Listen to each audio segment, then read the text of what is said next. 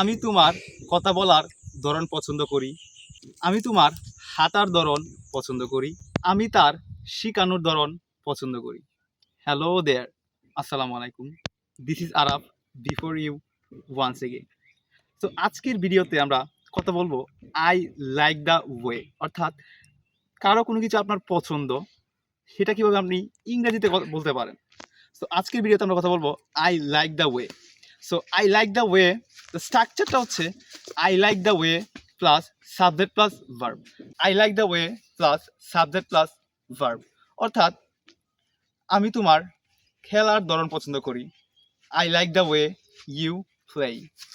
আমি তোমার শিখানোর ধরন পছন্দ করি। I like the way you teach.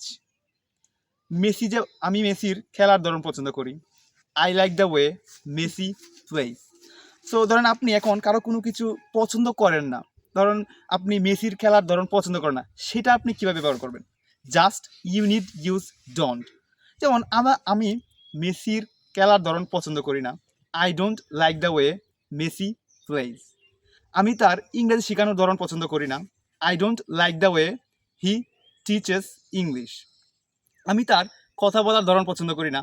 I don't like the way he speaks. So, no more today.